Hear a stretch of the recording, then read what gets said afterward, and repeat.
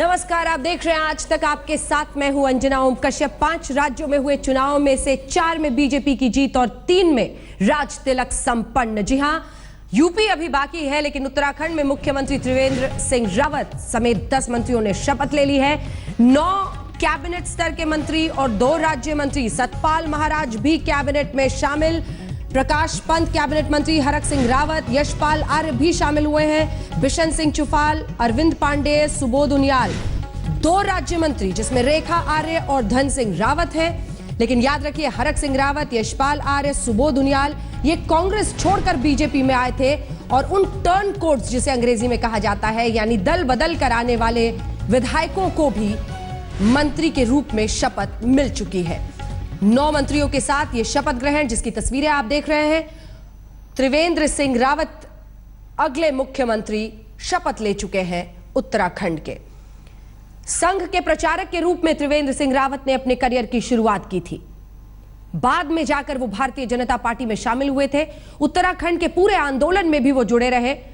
एक लंबा इंतजार किया इस शख्स ने। बहुत ज्यादा सामने नहीं आते थे, लेकिन इन सब के बीच अब उनकी ताजपोशी कुछ ही लम्हे पहले उत्तराखंड में हो चुकी है।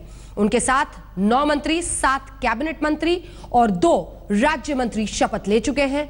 राज्य मंत्री रेखा आर्य और धन सिंह रावत, जबकि कैबिनेट मंत्रियों में सतपाल महाराज से लेकर बीजेपी में आने का उन्हें तोहफा भी मिल गया है, क्योंकि मंत्री के रूप में उन्होंने शपथ ले ली है। कुल मिलाकर अब इस शख्स के हाथ में है उत्तराखंड की बागडोर। हरीश रावत, कांग्रेस पार्टी के वो मुख्यमंत्री जिन्हें सुप्रीम कोर्ट ने तो बचा लिया, लेकिन जनता की अदालत में हो गए पूरी तरह से फेल, अपनी सीट तक नहीं बचा सके। बीजेपी सत्ता में आई और बीजेपी ने चुना है त्रिवेंद्र सिंह रावत को अगले मुख्यमंत्री के रूप में। आरएसएस से जुड़ गए थे सबसे पहले 1979 में। अमित शाह के बेहद करीबी माने जाते हैं। बीजेपी में बाद में शामिल हुए थे। संघ के प्रचारक के रूप में लंबा वक्त इन्होंने काम किया था। 2014 में बीजेपी की प्रचार समिति में भी थे शामिल। 1997 से 2002 तक उत्तराखंड बीजेपी के संगठन मंत्री भी रहे। और वही त्रिवेंद्र सिंह रावत अब उत्तराखंड के अगले मुख्यमंत्री बन गए हैं।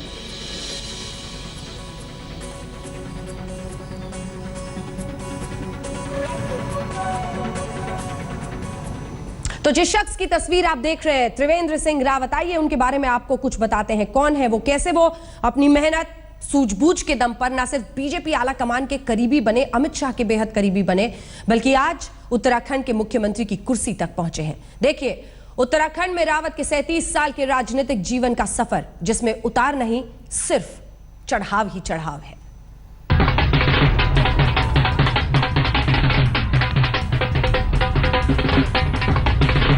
जबरदस्त जीत का बेकाबू जश्न और होली के हुड़दंग से कई गुना बढ़े जोश के बीच भी आरएसएस के सच्चे सिपाही ने झुकने या गिरने नहीं दी अपने सिर से संघ की पहचान, ये काली टोपी। जानने और मानने वाले इसे त्रिवेंद्र सिंह रावत की सच्ची निष्ठा की मिसाल के रूप में देखते हैं। और रावत की रणनीति कितनी कामयाब रहती है, इसकी गवाही ये जश्न ही दे रहा है।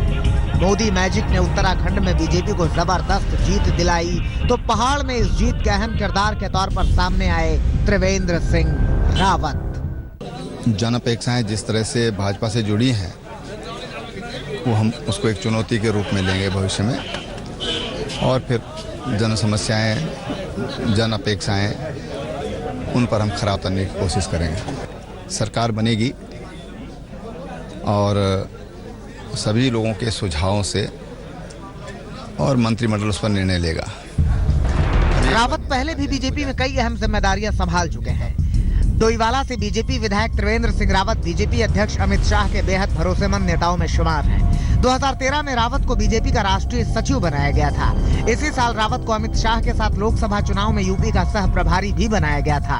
इसके साथ ही रावत को झारखंड का बीजेपी प्रभारी भी बनाया गया। अपनी सारी जिम्मेदारियों को रावत ने बखूबी निभाया। लोकसभा में यूपी में बीजेपी को 71 सीट दिलवाने और झारखंड में प्रचंड बहुमत की सरकार बनवाने में भी अहम भूमिका निभाई।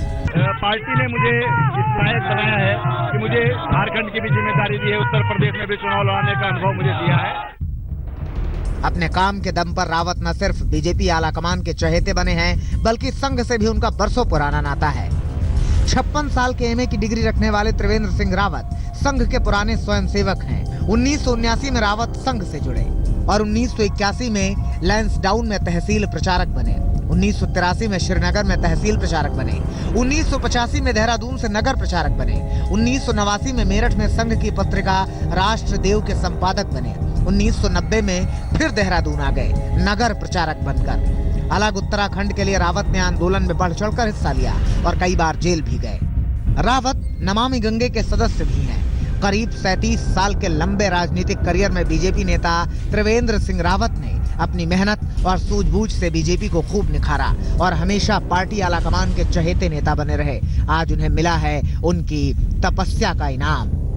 मंजीत नेगी के साथ दिलीप सिंह राठौर, देहरादून, आज तक। ये था पूरा परिचय उस शख्स का जिसने लंबा इंतजार किया, लेकिन अब तोहफा कुछ ऐसा मिला है कि उत्तराखंड की कमान ही उनके हाथ में आ गई है। इन सब के बीच आज 2 राज्यों को लेकर जबरदस्त तरीके से एक तरह से आप कह सकते हैं तस्वीर बन रही है धीरे धीरे। उत्तराखंड में तो मुख्यमंत्री पद की शपथ ले ली है, लेकिन दूसरी तरफ उत्तर प्रदेश पर भी आज तक की रहेगी खास नजर। उत्तराखंड की इस बीच हम बात कर रहे हैं तो आपको बता दें, एक मुख्यमंत्री जैसा कि आपने देख लिया त्रिवेंद्र सिंह रावत, 9 मंत्री कुल उनके साथ, जिसमें 7 कैबिनेट स्तर के हैं। 3 ऐसे हैं जो कांग्रेस पार्टी से आए और कैबिनेट मंत्री बन गए सीधा। 2 राज्य मंत्री, एक तरफ रेखा आर्य और एक धन सिंह रावत, और दूसरी तरफ 7 में से 3 ऐसे मंत्री हैं जो दरअसल कांग्रेस पार्टी से आए थे, बल्कि चुनाव के ठीक पहले वो बीजेपी में शामिल हुए थे। वो भी मंत्री बन गए हैं, कैबिनेट मंत्री पद की शपथ ली है उन्होंने, जिसमें हरक सिंह रावत, यशपाल आर्य और सुबोध उनियाल है। ये 3 तस्वीरें आप देख रहे हैं। सबसे पहले त्रिवेंद्र सिंह रावत जो मुख्यमंत्री बने, दूसरी तस्वीर में 7 कैबिनेट मंत्रियों जिन्होंने शपथ ली है आज, और आखिर में रेखा आर्य को आप देख रहे हैं, राज्य मंत्री के रूप में शपथ ली है इन्होंने, और इनके साथ धन सिंह रावत भी राज्य मंत्री बनाए गए हैं। या द्वेष के बिना सभी प्रकार के लोगों के प्रति उत्तराखंड की राजनीति पिछले कई महीनों से बहुत मुश्किल गलियों से गुजरी है। एक वक्त पर वहां राष्ट्रपति शासन तक लगा, लेकिन कोर्ट जाने के बाद हरीश रावत को वापस मुख्यमंत्री बना दिया गया, और इन सब के बैकड्रॉप में वहां पर चुनाव किए गए, और उस चुनाव में बीजेपी ने जबरदस्त जनादेश हासिल करके सत्ता हासिल की है। या व्यक्तियों को सबके सिवाय जबकि मुख्यमंत्री के रूप में। इस बीच अब रुख उत्तर प्रदेश का करते हैं, क्योंकि सबकी नजर अब यहीं पर है कि इस प्रचंड जनादेश के साथ आखिर किसका वो चेहरा होगा जिस पर मुहर लगेगी मुख्यमंत्री की। आपको बता दें, मनोज सिन्हा वाराणसी से दिल्ली के लिए रवाना हो चुके हैं। इससे पहले आज तमाम अटकलें लगाई गई, जिसमें मनोज सिन्हा का नाम शायद सबसे आगे चल रहा है मुख्यमंत्री बनने की अटकलों में। हालांकि वो खुद इससे परहेज कर रहे हैं और कह रहे हैं मैं किसी दौड़ में नहीं हूं, लेकिन इन सब के बीच वाराणसी से सीधे दिल्ली के लिए रवाना हो गए हैं मनोज सिन्हा। वाराणसी गए थे, उन्होंने काशी विश्वनाथ में जाकर पूजा भी की। आज सुबह की ये बात है, लेकिन उसके बाद अब वो वाराणसी से दिल्ली के लिए रवाना हो चुके हैं। क्या कहा है मनोज सिन्हा ने दिल्ली रवाना होने से पहले, आइए आपको जरा सुना देते हैं। जनता पार्टी विधानमंडल दल की बैठक के बाद पार्टी का संसदीय बोर्ड उचित फैसला करेगा। न मेरा कोई दावा है, न मैं इस रेस में हूँ। हमारे पार्टी के जिलाध्यक्ष की माता जी का निधन हुआ था, मेरा पूर्व निर्धारित कार्यक्रम था। मैं वाराणसी आया, सुबह संकट मोचन भगवान का दर्शन करके और अध्यक्ष जी के यहाँ हूँ। ये अनावश्यक रूप से कुछ लोग क्यों ये खबर चला रहे हैं मुझे समझ में नहीं आ रहा है, लेकिन मुझे लगता है कि भारतीय जनता पार्टी के विधानमंडल दल की बैठक के बाद संसदीय बोर्ड फैसला करेगा, उचित फैसला करेगा। और अनावश्यक रूप से इस तरह से मैं समझता हूँ कि कोई प्रचार किया जाए। यहाँ पर आपको गार्ड ऑफ ऑनर भी देने की कोशिश की गई, आपने मना कर दिया, आपने स्वीकार नहीं किया उसको, तो क्या ये माना जाए?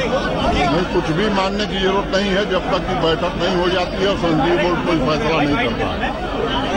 सर, आपको क्या लगता है, आप क्या ये माना जाए कि 6 बजे के बाद आपके नाम का ऐलान हो सकता है? बिल्कुल नहीं। सीएम के सामने कैसी चुनौती होगी?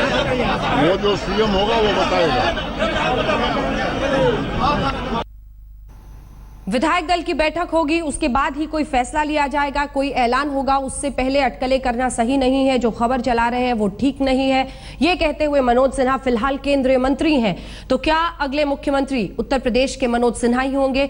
ये तमाम बातें कयास इनके बीच वो रवाना हो चुके हैं वाराणसी से दिल्ली के लिए। इससे पहले याद रखिए, अमित शाह ने योगी आदित्यनाथ को भी दिल्ली बुलाया था, वहां भी मुलाकात हुई। एक लंबी बैठक अमित शाह की प्रधानमंत्री नरेंद्र मोदी के भी साथ हुई है।